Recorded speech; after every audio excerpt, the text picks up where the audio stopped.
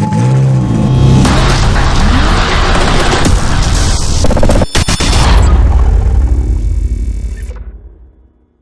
keynote speaker of RTBC 2015 is Charlie Whiting. He's the FIA Director of Formula One.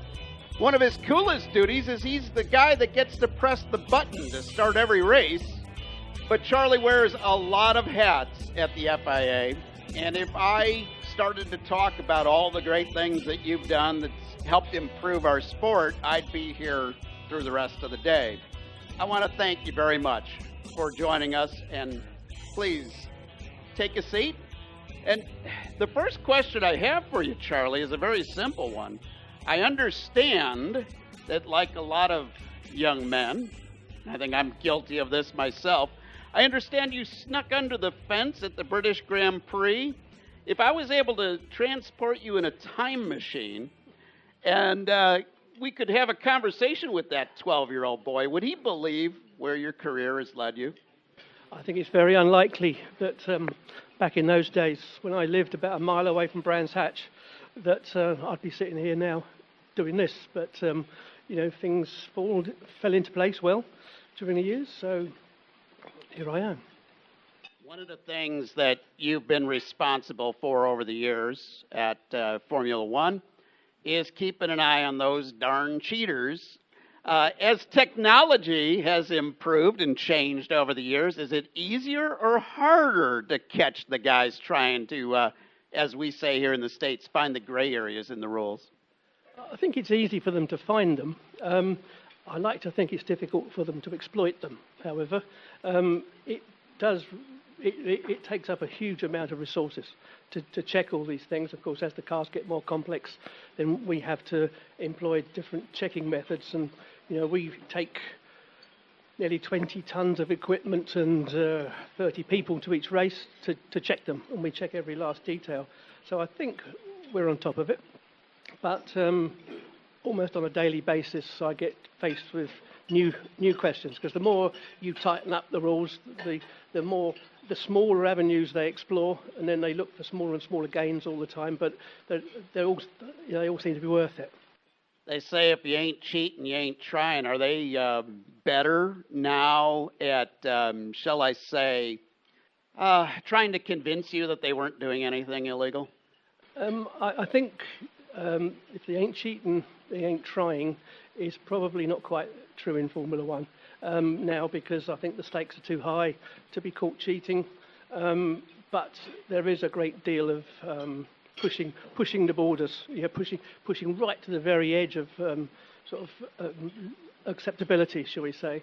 But they do bombard me with questions before they put something on their car or before they do anything. Normally, that's the procedure that they follow.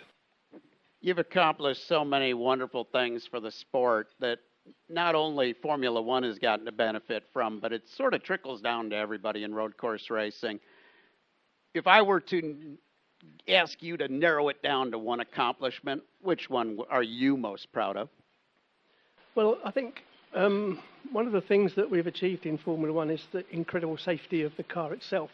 Of course, circuits have come on in leaps and bounds over the last few years as well. But really, when you look at accidents like Carlos Sainz's accident in Russia a few weeks ago, considering that he hit the wall at nearly 100 miles an hour, the car decelerated from that speed to zero in 4 meters due to the way the barriers were all arranged, was phenomenal. He did that in 4 meters, and he raced again the next day, and even the car raced again the next day. And I think that's a pretty amazing achievement. And you have to say that while we're responsible for writing and developing the rules, it's the teams that have to make the cars, and they all do an incredible job of that. We always hear, drivers just aren't the way they used to be. We hear that a lot here in the States. Have drivers in Formula One really changed that much over the years? I think they've had to become more technically aware of what's going on. I was talking to Martin Brundle recently and about fuel saving. It's something that fans criticise. They say, all we hear is about fuel saving. It's not really racing. But when Martin was racing, he was saying the 4 things that they were told before a race was to save fuel, save tyres, save brakes, and save gearboxes. That was the main things that they had to do during the race. They weren't told how to micromanage their cars like they are now. But times change. You know, your road car isn't the same as it was.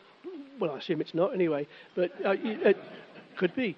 But you know, things do change, and you have to accept that. But I think you could argue that some of the information that drivers are being given goes a little too far, and we're taking steps to try and claw some of that back and give more to the drivers next year. What's the most misunderstood part of your job from the fans and maybe even the competitors? Blimey, that's a hard one. I think a lot of talk about the drag reduction systems on the cars. Some people think it's not pure enough. For example, they say it's too easy to overtake. Well, it's not too easy to overtake. I think we see that quite often. I think it's a misconception to say that you just open a wing and you can pass, because they just don't do that. But it's a great tool, and I think the driver has to play a massive part in that, because he has to get close enough. Although, from a regulation perspective, the driver has to be within 1 second to be able to use it, but he has to be within 0.4 of a second to actually make the pass work. And that's how the length of the DRS zones are worked out in order to make sure that it's not easy. So I think that is one of the things that's misunderstood in Formula One, but I could probably think of others if I had a bit of time.